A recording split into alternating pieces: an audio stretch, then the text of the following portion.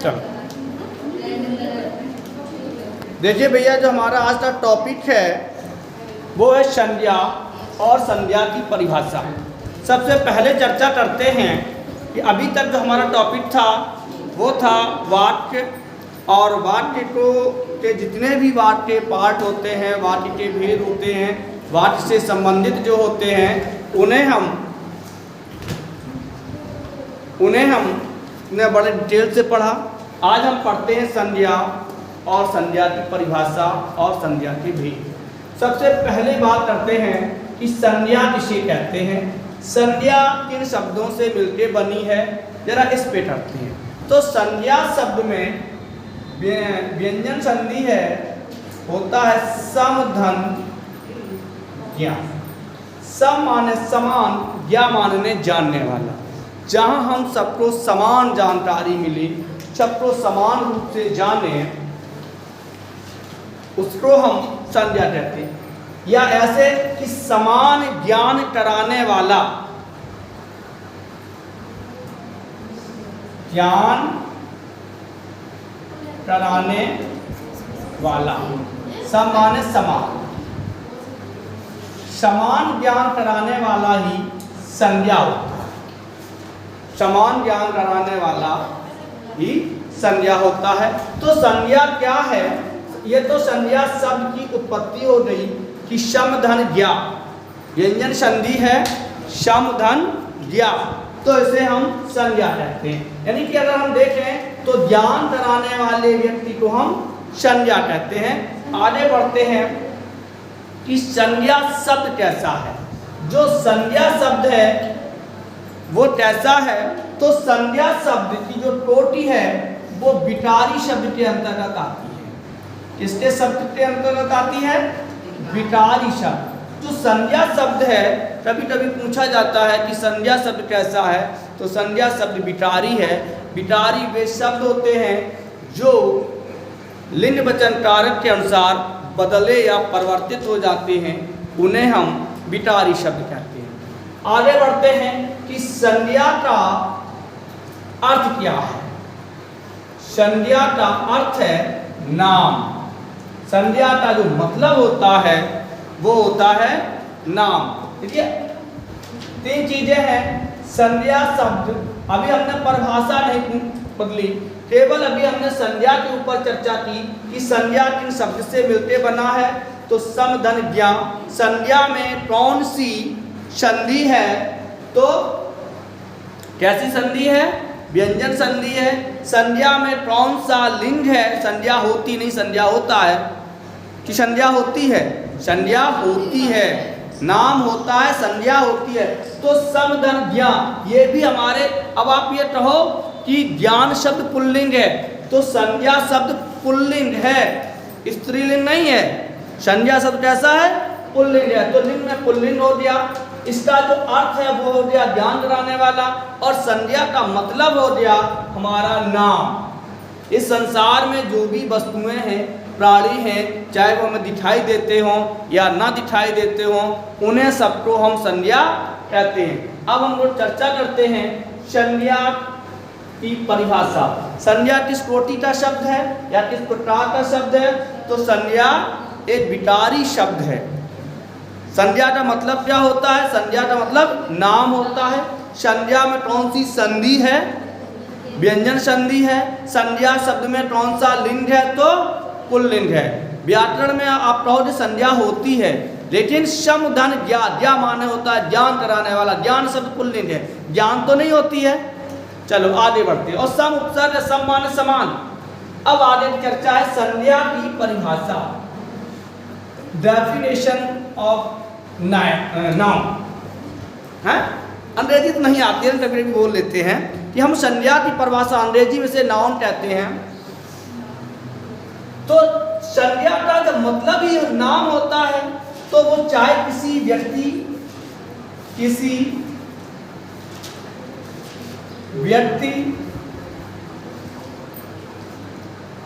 वस्तु, प्राणी, स्थान आदि के नाम को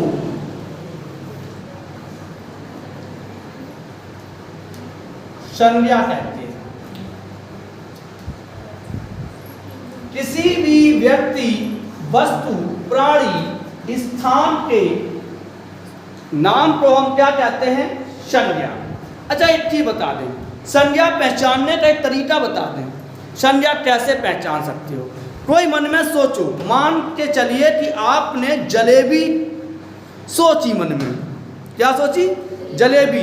देखो जलेबी आपके मन में आई और जलेबी का चित्र आपके मन मस्तिष्क पे बन गया, एकदम कढ़ैया में तलती हुई है। आप मन में सोचिए आम, एकदम चित्र बन जाएगा तब का लरो बहु पेड़ में। आप सोचिए मेज, एकदम चित्र बन जाएगा कि मेज पे किताबें रखी हैं। सही है? तो संज्ञा क्या है कि जिसको आप मन में विचार कीजिए और उसका चित्र आपके सम्मुख आ जाए, समझ लीजिए वो संज्ञा है। सही है? समझ लीजिए वो क्या है? संज्ञा है। तो किसी भी व्यक्ति, वस्तु, प्राणी, स्थान आदि के नाम को संज्ञा कहते हैं। जैसे मोहन संज्ञा है, राधा संज्ञा है, राम संज्ञा है, किताब संज्ञा है, हिमालय संज्ञा है, पर्वत संज्ञा है, नदी संज्ञा है, कानपुर संज्ञा है, कलम संज्ञा है। तो किसी भी व्यक्ति, वस्तु, प्राणी, स्थान आदि के नाम को पशु संज्ञा है, पक्षी संज्ञा है, तोता संज्ञा है, मोर आदि संज्ञा है। तो ऐसे शब्द जो हमें किसी व्यक्ति, वस्तु, पदार्थ, मान के चलिए सोना संज्ञा है, तेल संज्ञा है, दूध संज्ञा है, रोटी संज्ञा है, गेहूं संज्ञा है। तो ऐसे शब्द जो किसी व्यक्ति, वस्तु, प्राणी, स्थान आदि के नाम का बोध कराते हैं। किसका बोध कराएंगे? नाम का बोध कराते हैं, उन्हें हम संज्ञा कहते हैं। ऐसे शब्द जो किसी व्यक्ति, वस्तु, प्राणी, स्थान आदि के नाम का बोध कराते हैं, उसे हम संज्ञा कहते हैं। परिभाषा है कि किसी व्यक्ति, वस्तु, प्राणी, स्थान आदि के नाम को हम संज्ञा कहते हैं। ये थी हमारी संज्ञा की परिभाषा। अब चलते हैं संज्ञा के भेद। आशा करते हैं कि संज्ञा की परिभाषा समझ में आ गई होगी। अब संज्ञा के जो भेद होते हैं, संज्ञा के जो प्रकार होते हैं, उन पे चर्चा करते हैं। संज्ञा के भेद या प्रकार। संज्ञा के भेद या प्रकार। यहां विद्वान और के अनेक मत हैं, कोई एक मत का एक विद्वान नहीं है। कोई विद्वान एक मत का नहीं है संज्ञा में। अब अभी आपने देखा होगा कि अधिकतर जगह संज्ञा के 5 भेद बताए जाते हैं। तो हम आपको संज्ञा के 3 भेद बताएंगे और जो सर्वाधिक मान है। सबसे पहली बात करते हैं कि संज्ञा के 3 भेद। सबसे पहले व्यक्तिवाचक संज्ञा, दूसरी है जातिवाचक संज्ञा और तीसरी है आपकी भाववाचक संज्ञा। अगर कोई पूछे कि संज्ञा के कितने भेद हैं तो कितने बताओगे? संज्ञा के 3 भेद हैं। फिर जातिवाचक संज्ञा के दो भेद और होते हैं, दो भेद होते हैं। एक होता है आपका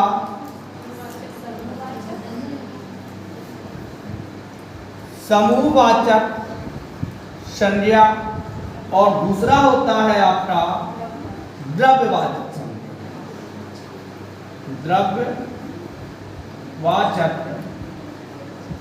संज्ञा। अब इन पे भी हम नाम डालें तो 1 2 3 4 5, लेकिन संज्ञा के कितने भेद हैं? 3 भेद। संज्ञा के भेद 3 ही है। परीक्षा में कितने लिखने हैं? 3 लिखना है। और पढ़ना कितना है? 5 पढ़ना 5 है, लिखना 3 है। दूसरी चीज, और इन 5 से उदाहरण आते हैं। देखिए, अगर आप संज्ञा 5 लिखते आओगे तो गलत हो जाएगी, और उदाहरण 5 से पूछे जाते हैं। सबसे पहले व्यक्तिवाचक संज्ञा, जहां किसी एक व्यक्ति वस्तु प्राणी, एक ही व्यक्ति वस्तु का बोध होता हो, एक ही व्यक्ति का बोध होता हो, तो उसे हम व्यक्तिवाचक कहेंगे। जिन शब्दों से, जिन नामों से एक संपूर्ण जाति का बोध होता है उसे हम जातिवाचक कहते हैं। जिनसे किसी भाव का बोध होता है उसे भाववाचक कहते हैं। जिन संज्ञाओं से किसी समूह का बोध होता है उन्हें समूहवाचक कहते हैं। और जिनसे किसी पदार्थ का बोध होता है, द्रव्य का बोध होता है, उसे हम द्रव्यवाचक कहते हैं। आज चर्चा करते हैं केवल हम जातिवाचक संज्ञा, सॉरी व्यक्तिवाचक संज्ञा। आज जो हमारी चर्चा होगी वो केवल व्यक्तिवाचक संज्ञा के ऊपर होगी। ऊपर में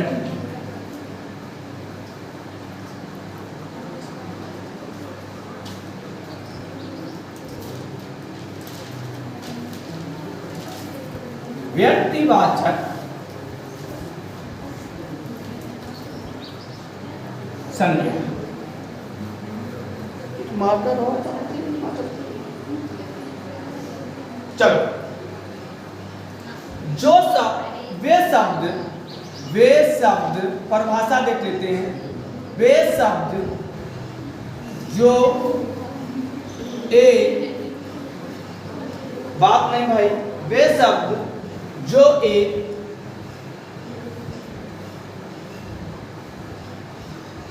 निश्चित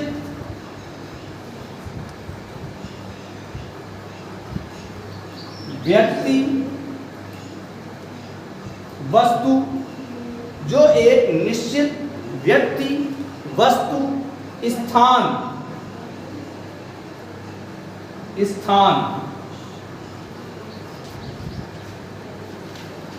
आदि का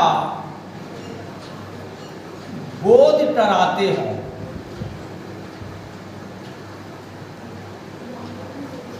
एक निश्चित व्यक्ति, अगर हम अभी आपसे कहें सभी लड़कियां खड़ी हो जाएं तो निश्चित नहीं है, और हम कहें कि एक व्यक्ति खड़ा हो जाए जिसका किसी का नाम ले दें, मान चलिए राम खड़ा हो जाए तो राम ही खड़ा होगा, हमरा राधा खड़ी हो जाए तो राधा ही होगी। जो किसी एक, वे शब्द जो एक निश्चित व्यक्ति वस्तु स्थान आदि का बोध कराते हैं उसे हम व्यक्तिवाचक संज्ञा कहते हैं। अब व्यक्तिवाचक संज्ञा में सबसे पहले हम जान लेते हैं कि सबसे पहले व्यक्तियों के ही नाम आ जाते हैं। तो किसी भी व्यक्ति का नाम, व्यक्ति का नाम, अब यहाँ पे अगर हम चाहें तो इसको बहुवचन कर दें, व्यक्तियों के नाम है, तो व्यक्ति का नाम किसके अंतर्गत आता है? व्यक्तिवाचक संज्ञा के अंतर्गत। अगर हम किसी भी एक व्यक्ति का नाम लिख दें, एक पुरुष का नाम लिख दें, यानी पुरुषों के नाम, पुरुष नहीं, सीधे सीधे पुरुषों के नाम, पुरुषों के नाम किसमें होंगे? व्यक्तिवाचक संज्ञा में होंगे, चाहे वो स्त्रीलिंग हो चाहे पुल्लिंग हो। जैसे राम, राधा, मोहन, गीता, सही है। रामलाल, श्यामलाल है।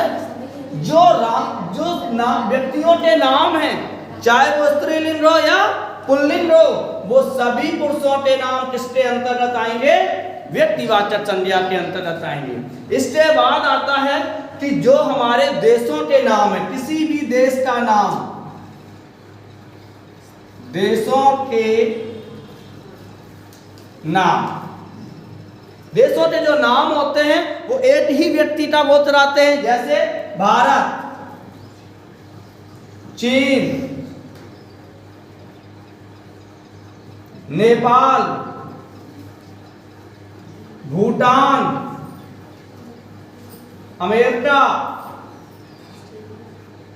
ऑस्ट्रेलिया, जो भी हो, पाकिस्तान, जो भी हो, हैं? तो जो किसी देश का नाम होता है वो व्यक्तिवाचक संज्ञा के अंतर्गत आता है। तो पुरुषों के नाम किसमें रहेंगे? व्यक्तिवाचक संज्ञा में रहेंगे। देशों के नाम व्यक्तिवाचक संज्ञा में रहेंगे। जितने भी आपके नदी के नाम हैं, नदियों के नाम, जैसे गंगा, यमुना, सैंडक, ये भी नदी है। सैंडक नदी हमारे क्षेत्र में है, हैं? सिंध, कुआरी, ब्रह्मपुत्र, सतलज, नील, हैं? नर्मदा, क्षिप्रा, ये सभी क्या हैं? जितने भी, अब देखो सोचने वाली बात है। अभी किसी से पूछा जाए कि भैया कहाँ जा रहे हो, मुझे कह दिया हम नदी अनान जा रहे, उड़ती पूनों तो वो जाता है कि हम नदी अनान जा रहे, तो दिमाग में अरे ही रहो ये सैंडर पे। लेकिन जैसे ही वो कहेगा कि गंगा नहाने जा रही, आप पूछो दी तन्नौज जाओगी या बिठूर जाओगी या कानपुर जाओगी या बनारस जाओगी, तो एक नाम निश्चित हो गया कि गंगा जहां जहां जिन जिन शहरों से है उन शहरों के वो सभी नाम कैसे हैं? व्यक्तिवाचक। हम कानपुर गंगा नहाने जा रहे हैं और हम जाते हैं कानपुर नदी नहाने जा रहे, तो गंगा नहीं आएगा। कानपुर टेटवरपुर में पड़ा था सेंडा नदी, सिंध सेंडा है। तो नदियों के नाम, अच्छा जब नदियों के नाम हो सकते हैं तो भैया नदियां मिलती कहां जाके? सागर के, सागरों के नाम। जब ये व्यक्तिवाचक हैं तो जहां ये जा रहे हैं हूं तो बेहू तो व्यक्तिवाचक वही है। जैसे हिंद महासागर, हिंद महासागर, प्रशांत सागर,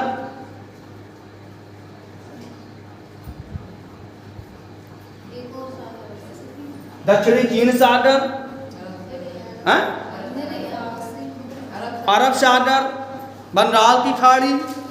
तो जो नाम हैं, चाहे वो व्यक्तियों के नाम हो, नदियों के नाम हो, अच्छा जो सड़कें होती हैं, सड़क, गली नंबर, चौराहे, चौराहों के नाम। अगर कोई आपसे पूछे कहाँ खड़े हो तो आप कहते हो सुभाष चौक पौरैया खड़े हैं, तो आप तो सुभाष चौक पौरैया पे खड़े मिले हो, बुझ गए, ये ही है। और वो जाते हैं हम चौक पे खड़े हैं। अब चौक पे भैया कहाँ खड़े? कानपुर में चौक है, दिल्ली में चौक है, चांदनी चौक है। तो क्या है कि जितने भी चौराहों के नाम होते हैं वो भी हमारे कैसे होते हैं? व्यक्तिवाचक होते हैं। जितने भी चौराहे, सड़क, सड़कों के नाम हैं। आज हम चले जाओ, कौन रोड पे जा रहे? एमजी रोड पे जा रहे। एमजी रोड है, नाली नहीं होती। नाली कैसे हो रही? नाली का कोई नाम है? हाँ?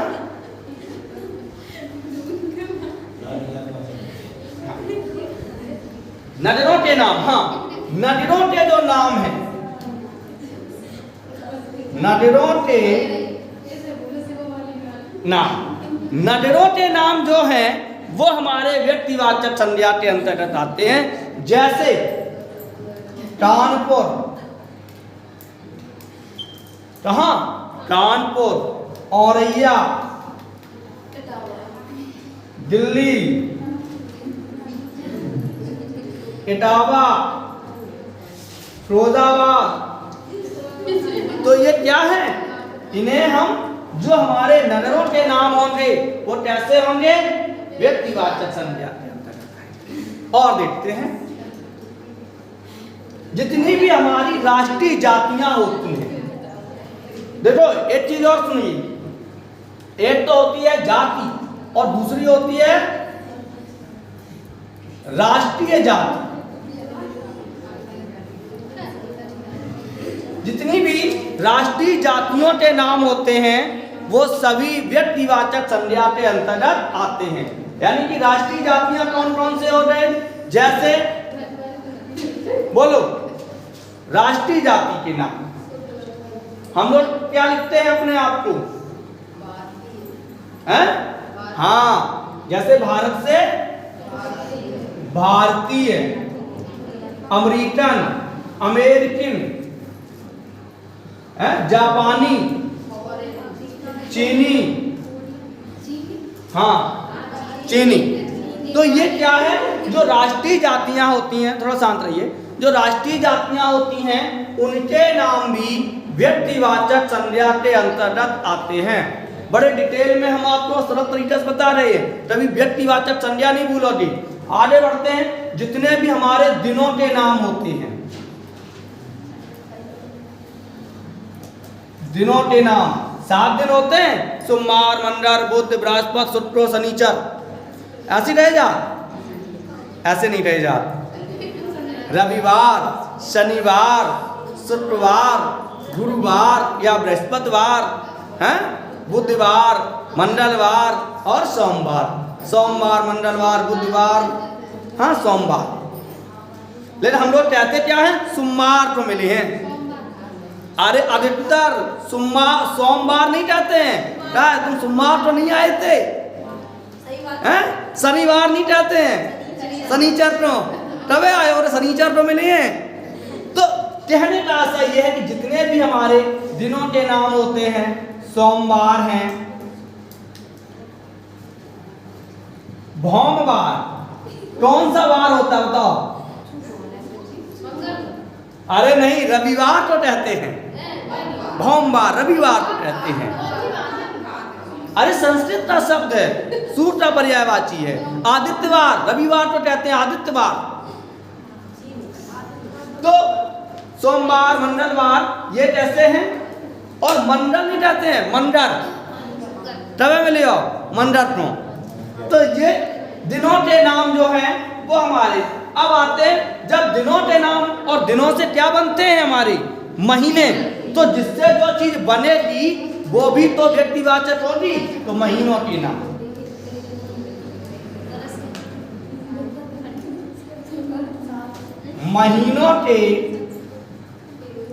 महीनों के नाम भी हमारी व्यक्तिवाचक संज्ञा के अंतर्गत आएंगे।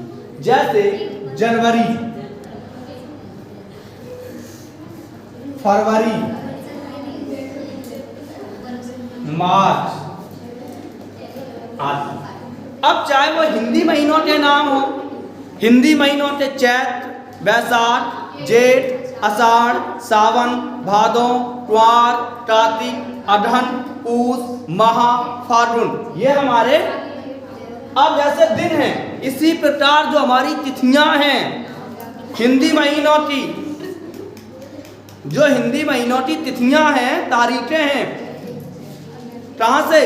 परवा, देवज, तीज, चौथ, पंचमी, छठ, सप्तमी, अष्टमी, नवमी, दसवीं, एकादशी, द्वादशी, 13, 14, अमावस। हाँ, तो ये क्या है? जो दिनों के नाम होते हैं, जो हमारे दिनों के नाम हैं, हमारे महीनों के नाम हैं, ये व्यक्तिवाचक संज्ञा के अंतर्गत आते हैं। जितने भी हमारे ग्रह नक्षत्र होते हैं, ग्रह नक्षत्रों के नाम, ग्रह नक्षत्रों के नाम सूर्य है, चंद्रमा है, पृथ्वी है, अरुण है, वरुण है, चित्रा है, नक्षत्र है, चित्रा है। तो ये जितने भी हमारे नक्षत्रों के नाम होते हैं वो कैसे होते हैं? व्यक्तिवाचक संज्ञा में आते हैं। जितने भी हमारे त्योहार होते हैं, अब भूलना नहीं आ जाए कि होली में कौन सी संज्ञा है। जितने भी त्योहारों के नाम होते हैं, त्योहारों के नाम, दीपावली है,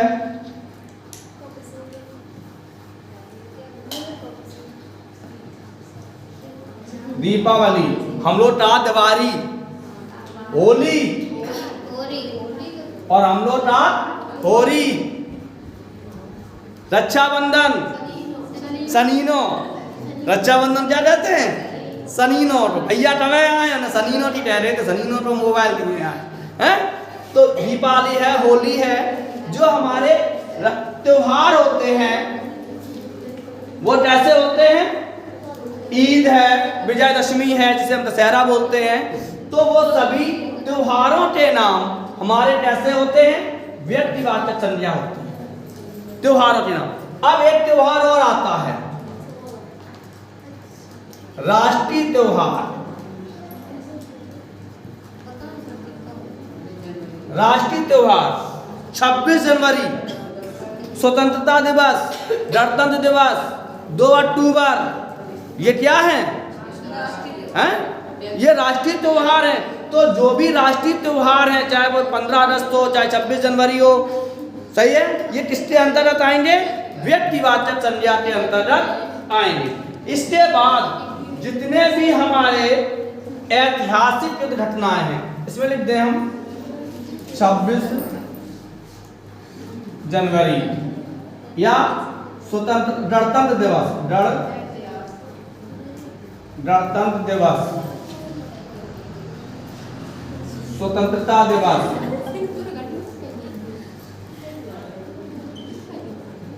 तो गणतंत्र दिवस है, स्वतंत्रता दिवस है, ये कैसे हैं? ये हमारे राष्ट्रीय त्योहार हैं, तो ये भी हमारे व्यक्तिवाचक संज्ञा के अंतर्गत आएंगे। अगला देखते हैं, जितने भी राष्ट्रीय घटनाएं हैं यानी ऐतिहासिक,